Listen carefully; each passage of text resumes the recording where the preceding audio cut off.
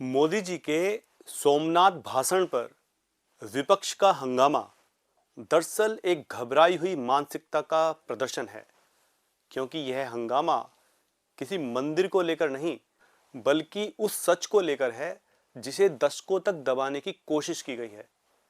अगर सोमनाथ को याद करना विभाजन कहलाता है, तो फिर इतिहास को याद करना भी अपराध मान लिया जाना चाहिए। प्रधानमंत्री ने कोई नफरत नहीं फैलाई, बल्कि उन्होंने भारत की स्मृति को जगाया है। गजनी और औरंगजेब कोई सामान्य लुटेरे नहीं थे।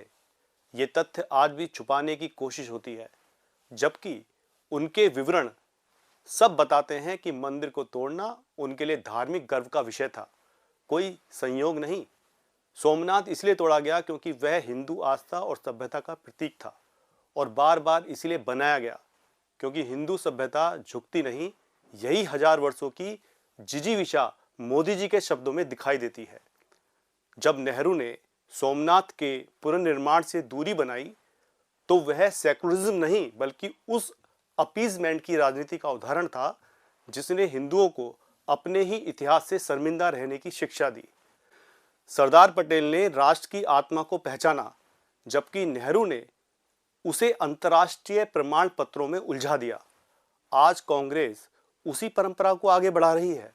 इतिहास को धुंधला करना, आक्रांताओं को न्यूट्रल बनाना और हिंदू समाज को लगातार दोष बोध में रखना। लेकिन अब ये खेल नहीं चलेगा। मोदी जी का सोमनाथ पर बोलना अतीत का रोना नहीं, बल्कि भविष्य की रीढ़ सीधी करना है। ये याद दिलाना है कि भारत कोई दुर्घटना नहीं, बल्कि एक सत्य और जीवित सभ्यता है, और जो लोग इसे विभाजन कहते हैं वे असल में उन ताकतों की रक्षा कर रहे हैं जिन्होंने हमेशा भारत को तोड़ने का काम किया है। अब समय है एकजुट होने का, सच के साथ खड़े होने का और गर्व से कहने का कि हम अपनी स्मृति से नहीं डरते।